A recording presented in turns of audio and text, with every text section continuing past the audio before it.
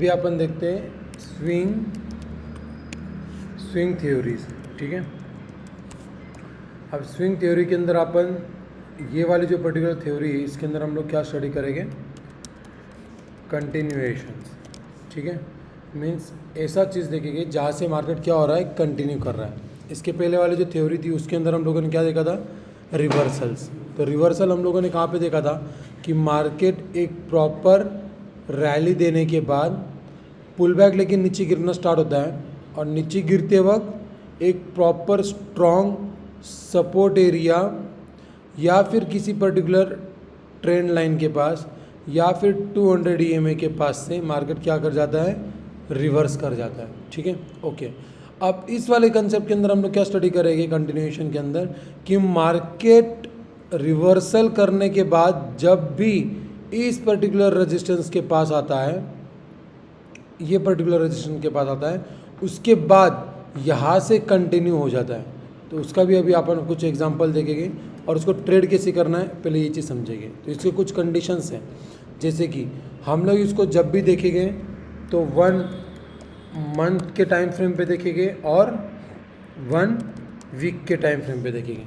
जैसे हम लोगों ने रिवर्सल वाला जो थ्योरी था ये 1 वीक और 1 डे टाइम फ्रेम पे देखा, सेम चीज़ हम लोग इसको 1 मंथ या फिर 1 वीक के टाइम फ्रेम पे देखेंगे।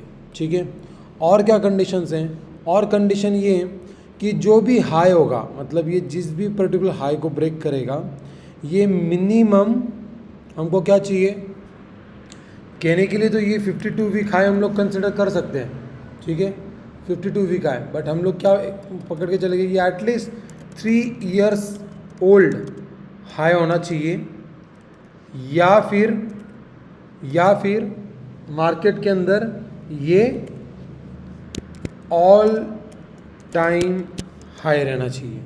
ऑल टाइम हाई रहना चाहिए या तो 3 इयर्स ओल्ड हाई रहना चाहिए।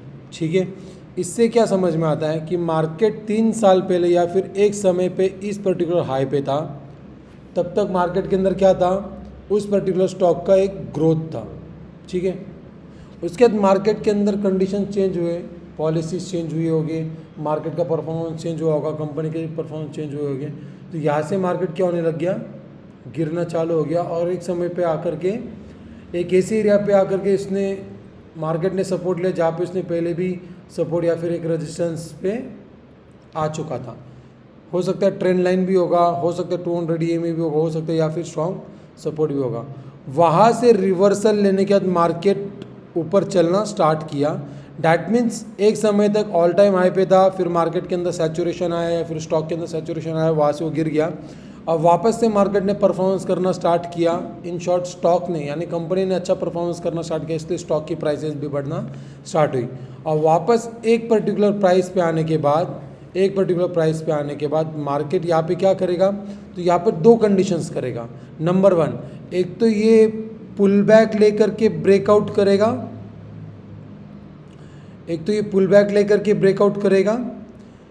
या फिर मार्केट के अंदर पहले यहाँ पर ये ब्रेकआउट कर देगा कुछ इस तरीके से, और उसके बाद रीटेस्ट करेगा और फिर ऊपर कंटिन्यू करेगा। ठीक है, मार्केट में ये दोनों ही कंडीशंस क्या है, जेन्युइन है। ठीक है, यानी मार्केट के अंदर रिवर्सल लेने के बाद जब भी ये इस पर्टिकुलर रेजिस्टेंस पे आएगा, तो मार्केट यहाँ से एक तो पुल बैक लेकर के ब्रेकआउट करेगा और फिर ऊपर कंटिन्यू होगा, या फिर मार्केट के अंदर ब्रेकआउट पहले करेगा, उसके बाद एक रिटेस्ट करेगा और फिर वापस वो ऊपर कंटिन्यू करेगा।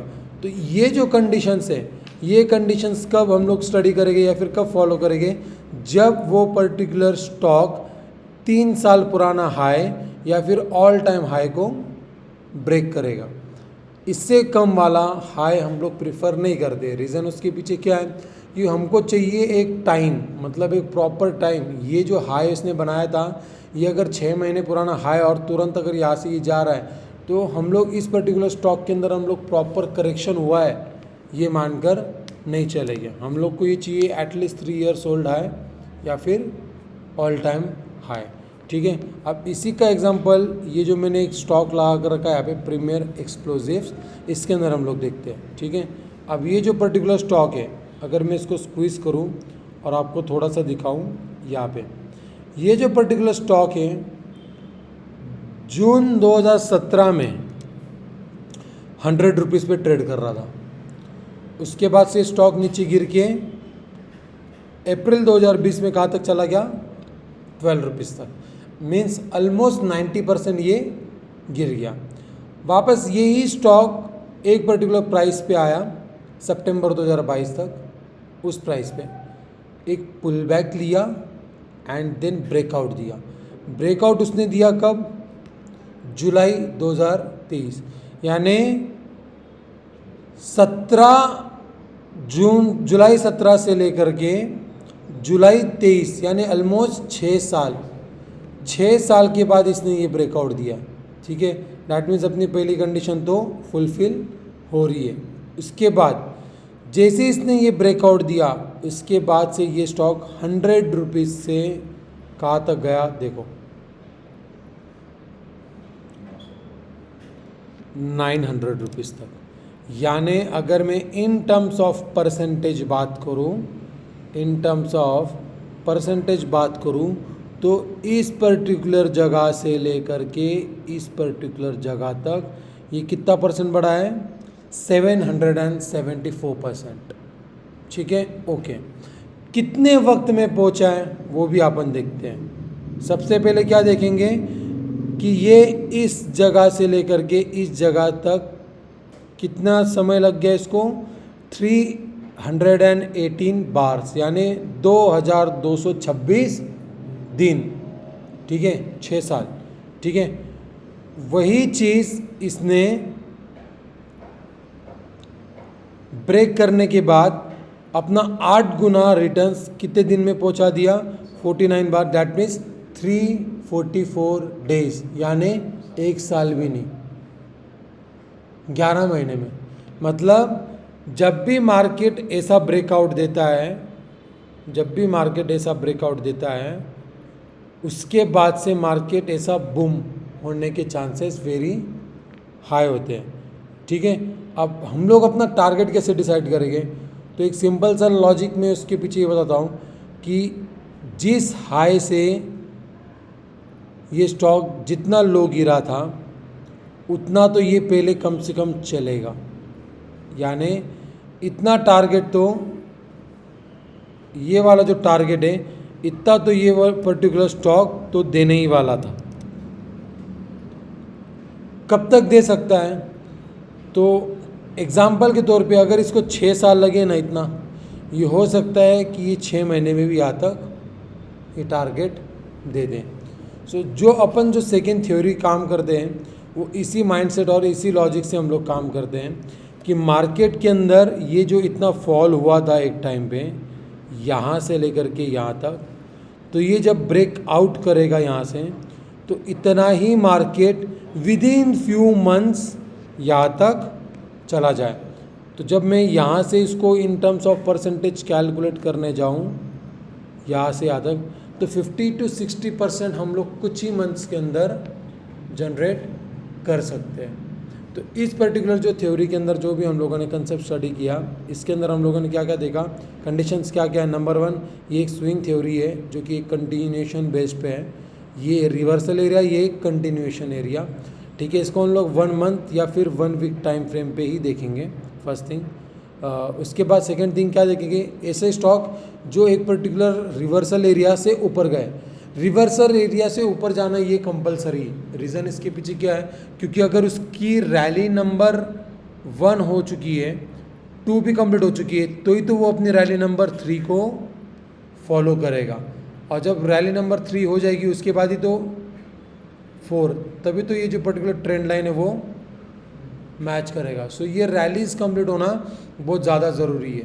तो ये सभी स्टॉक हम लोग कहाँ से ढूंढेंगे, तो अगेन जब भी हम लोग रिवर्सल का ट्रेड कर रहे थे, तो उसके अंदर हम लोग जो स्टॉक ढूंढ रहे थे वो किधर से ढूंढ रहे थे, तो वो ढूंढ रहे थे निफ्टी 500 से। तो सेम वे में हम लोग ये भी स्टॉक निफ्टी 500 के अंदर से ही सिलेक्ट करने वाले हैं। और ये जब भी स्टॉक हम लोग देखेंगे एनालिसिस करेंगे तो हम लोग बस 2 ही एरिया देखेंगे। इसके बाद क्या होगा ना, जब भी अपन एनालिसिस करने के लिए बैठेंगे तो हमारा नज़र निफ्टी 500 के स्टॉक जो भी एनालिसिस करने बैठेंगे तो हमारा दिमाग किधर रहेगा कि एक तो ये स्टॉक इधर किधर तभी मिल जाए या तो इधर मिल जाए। यानी हमको ज़िंदगी में अगर बाय करना है तो हमारे पास 2 ही स्पॉट है, एक है रिवर्सल एरिया और एक है कंटिन्यूएशन एरिया। रिवर्सल का मैंने कंडीशन एक्सप्लेन कर दिया, ठीक है, कंटिन्यूएशन का भी कंडीशन एक्सप्लेन कर दिया। ये हाई कितना पुराना होना चाहिए ये भी एक्सप्लेन कर दिया। ये रिवर्सल कहाँ पे रहना चाहिए ये भी मैंने एक्सप्लेन कर दिया है, यानी ट्रेंड लाइन, सपोर्ट लाइन या फिर 200 EM में 3 years ओल्ड हाई या फिर all time high, that's it.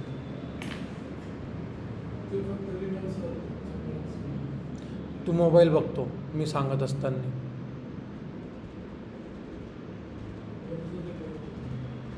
मग तेच तर बोलतो ना।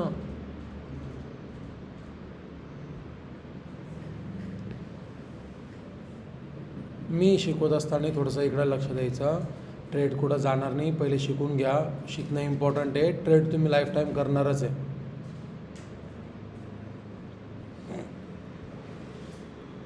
समजे मिर्झा? मी व्हिडिओ टाकून देतो तिकडे बघून।